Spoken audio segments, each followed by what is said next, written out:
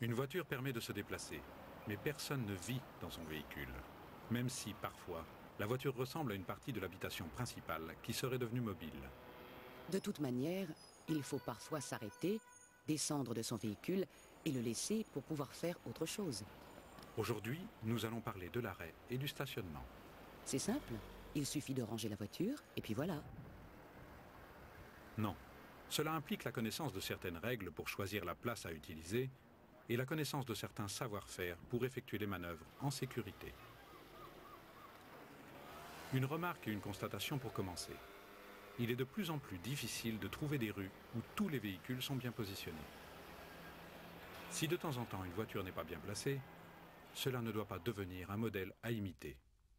Enfin, pour éviter que tous les trottoirs ne finissent comme des remparts infranchissables, nous pourrions tous essayer de faire un effort pour nous placer correctement, sans gêner les autres.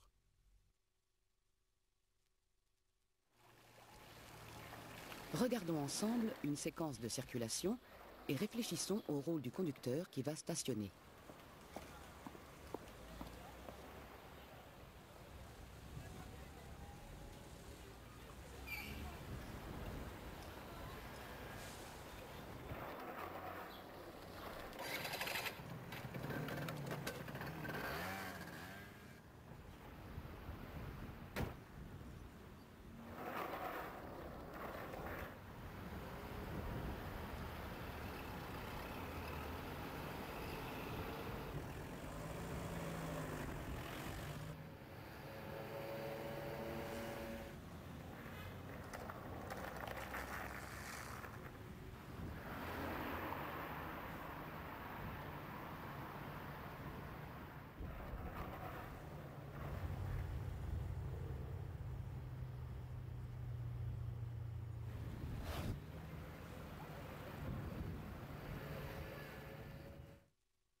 Si j'accélère, tant pis pour le gamin.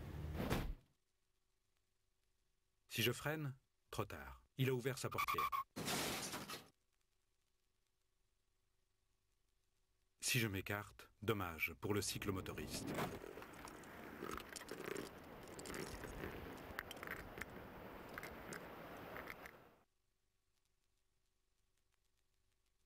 On peut penser que si le véhicule de livraison ne s'était pas garé sur le passage pour piétons, l'accident ne serait pas arrivé. Quelle est la différence entre l'arrêt et le stationnement? Cela peut paraître sans importance, mais en France, ces deux actions sont parfaitement définies. Commençons par l'arrêt. S'arrêter, c'est immobiliser le véhicule pour permettre le chargement ou le déchargement, la montée ou la descente des passagers. Une condition est définie pour dire que c'est un arrêt. Un conducteur doit rester à proximité immédiate pour pouvoir déplacer le véhicule instantanément si besoin. C'est clair. Un arrêt, c'est quand cela ne dure pas longtemps. Non, ce n'est pas cette notion-là qui a été utilisée. C'est le fait de pouvoir déplacer le véhicule rapidement qui permet de dire si c'est un arrêt ou un stationnement. Donc ici, pour aller chercher le pain dans la boulangerie de l'autre côté de la rue, c'est un stationnement. Oui, surtout s'il y a foule. À propos, stationner, cela se définit comment? Par opposition, quand un véhicule n'est pas arrêté, il est stationné, c'est-à-dire que personne ne peut le déplacer rapidement en cas de besoin. Cette camionnette est arrêtée car le conducteur est au volant pendant qu'une autre personne décharge les colis. Oui, et cela peut parfois durer assez longtemps. Peut-on déjà apprendre une règle qui servira partout? Ne pas gêner les autres usagers, du piéton au conducteur de poids lourd, est le principe qui nous permet de dire si l'on a le droit ou non d'utiliser une place pour stationner ou s'arrêter. D'ailleurs, dans certains endroits, on peut s'arrêter, mais on n'a pas le droit de stationner. Là aussi, en général, c'est une question de bon sens.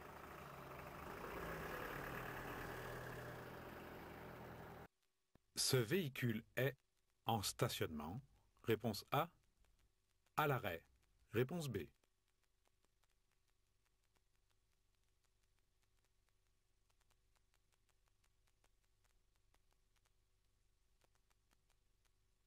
Pour pouvoir dire que l'on est arrêté, il faut qu'un conducteur puisse déplacer le véhicule rapidement en cas de besoin.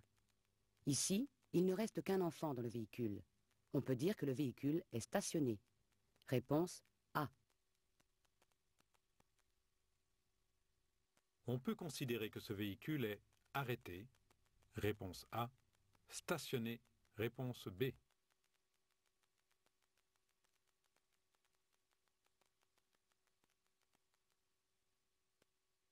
Un arrêt est défini par le fait qu'un conducteur puisse déplacer le véhicule rapidement en cas de besoin. Ici, le conducteur est resté au volant. Le véhicule est arrêté pour permettre le déchargement ou le chargement. Réponse A. Nous commençons par l'agglomération. Oui, c'est sûrement l'endroit où les problèmes de stationnement sont les plus importants. Les différences d'infrastructure et de densité de circulation ont imposé des règles totalement différentes en et hors agglomération. L'objectif en ville est surtout de ne pas gêner les autres usagers.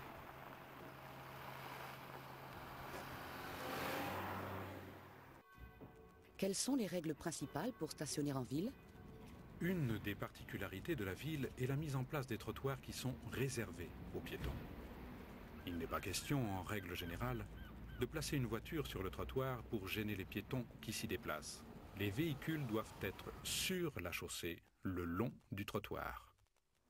D'accord, mais on peut choisir le côté pour stationner. Non, et c'est la deuxième règle. Il faut placer le véhicule dans le sens de la circulation. C'est très important, car une fois placé à gauche, il est particulièrement difficile et donc dangereux de traverser la chaussée pour repartir.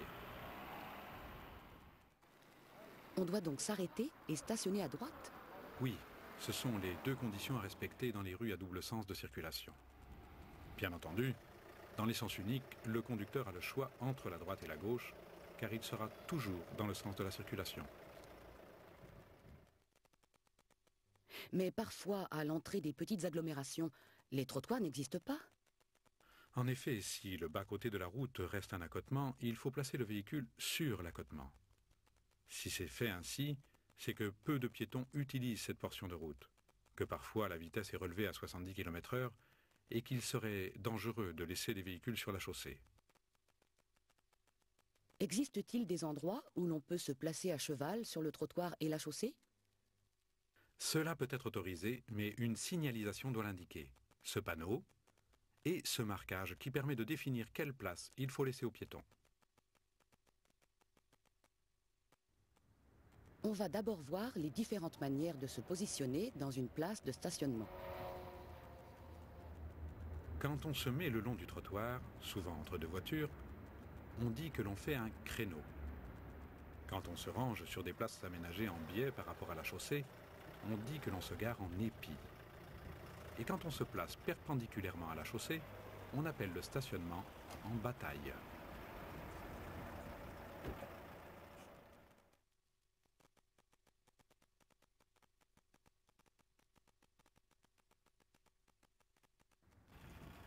Quand il y a plusieurs places de libre, on peut prendre n'importe laquelle.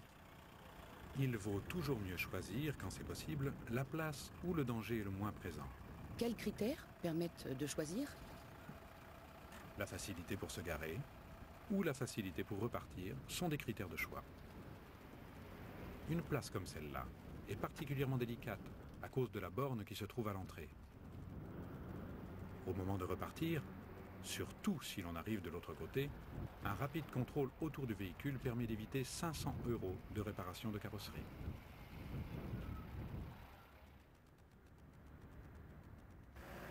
Un autre critère de choix peut être la position des véhicules qui sont garés sur les places à côté. S'ils sont trop près ou si leurs roues sont tournées du mauvais côté, il y a un risque d'accrochage quand ils repartiront. En plus, je ne serai pas là, et il est de plus en plus rare que les responsables d'accrochage laissent leurs coordonnées.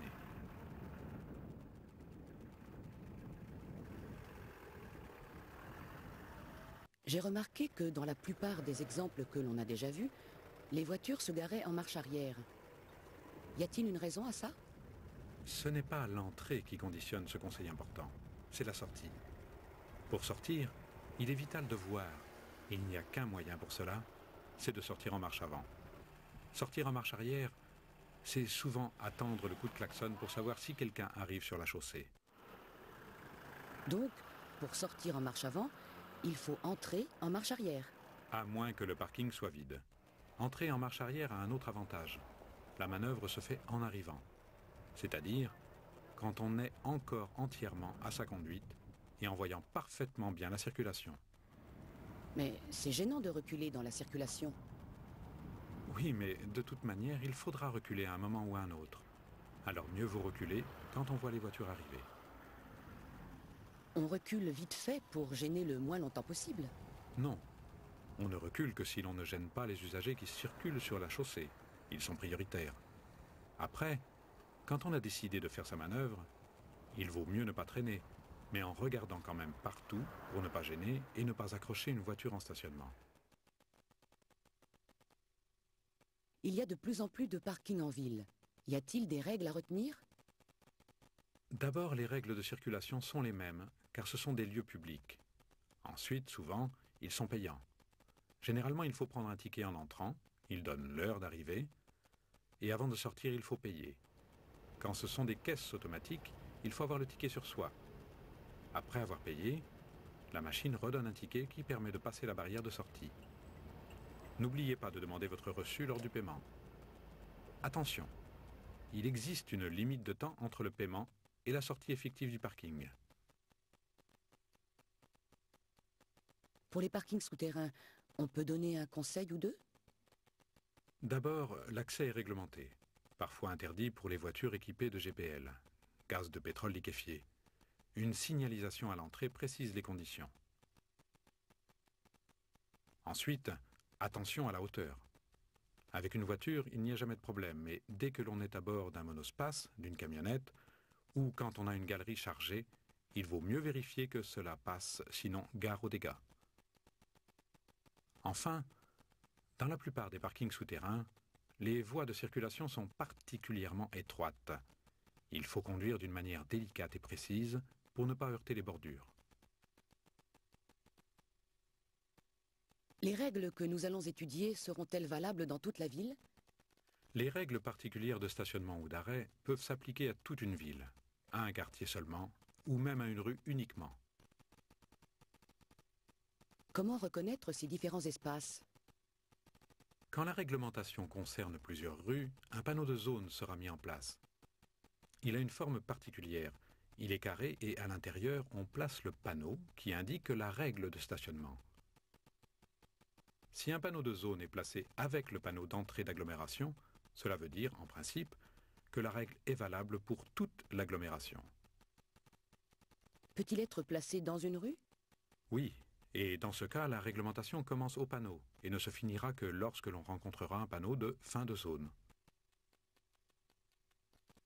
Cela implique que si on tourne à droite ou à gauche à une intersection, la réglementation qui a été imposée par le panneau d'entrée de zone est identique dans ces rues, même si aucune signalisation ne le rappelle. Parlons maintenant des interdictions complètes. Il existe des endroits où l'on veut interdire le stationnement, mais parfois, c'est même l'arrêt qui doit être interdit. Il y a des panneaux pour cela. Ce panneau interdit de stationner. À partir du panneau, sur la chaussée et bien sûr le trottoir ou l'accotement, du côté où le panneau est implanté. Attention, seul le stationnement est interdit, ce qui veut dire que l'arrêt est autorisé.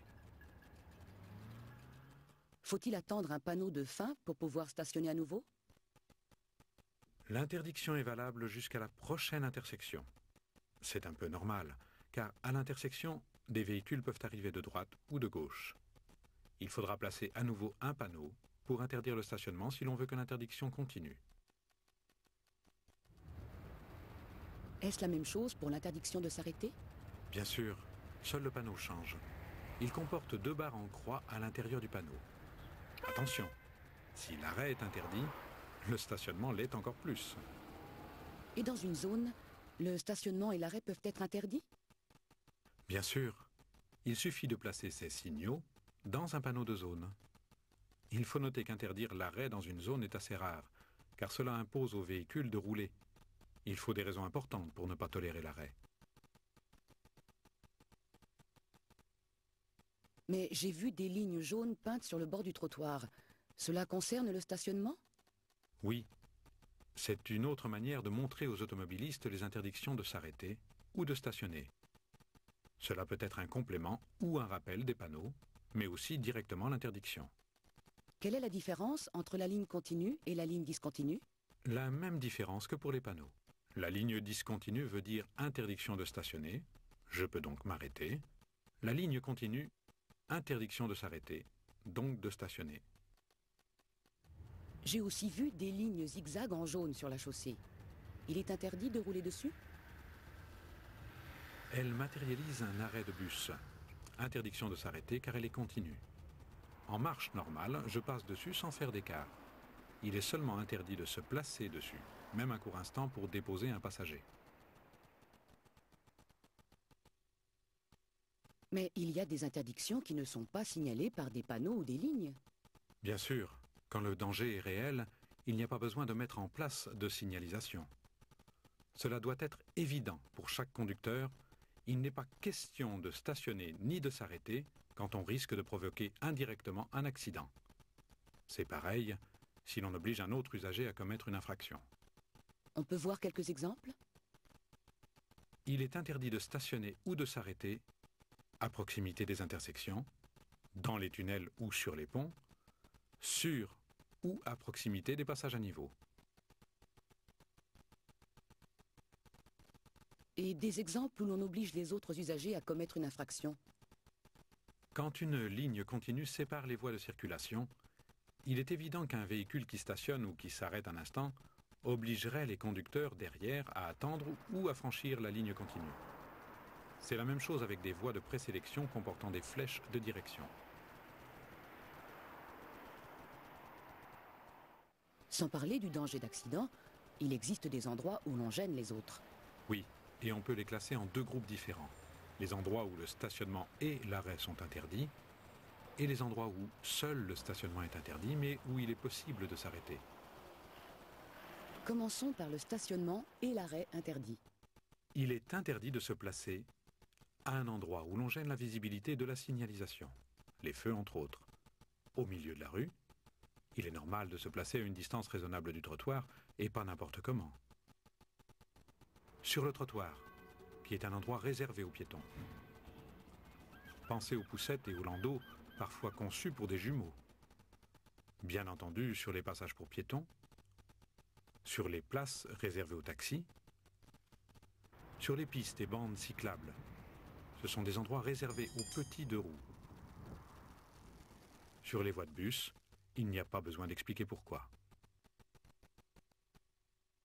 Continuons par les endroits où il est interdit de stationner, mais où l'arrêt est autorisé ou toléré. L'arrêt sera autorisé quand le fait de pouvoir dégager rapidement la place fera que la gêne est inexistante. Par exemple, devant les entrées de garage, d'immeubles ou tout passage de ce genre. En double file, le long des voitures stationnées, mais à une condition, de ne pas être trop longtemps un obstacle incontournable pour les usagers qui arrivent derrière. En revanche, normalement, il est interdit de faire un arrêt devant des véhicules stationnés sur un parking en épi ou en bataille. C'est effectivement risqué, si les véhicules sont placés en marche avant et ressortent en marche arrière.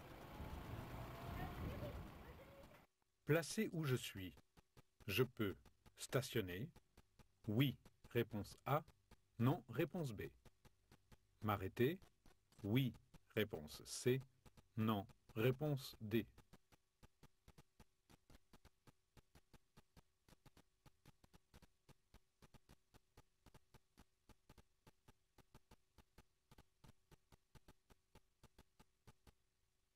En agglomération, les trottoirs sont réservés aux piétons. Il paraît logique que le stationnement des véhicules s'effectue sur la chaussée. Il est même interdit de se placer à cheval, sauf signalisation qui l'autorise. Ce n'est pas le cas ici. Réponse B et D. Dans cette rue, je peux m'arrêter à droite. Réponse A. M'arrêter à gauche. Réponse B. Stationner à droite.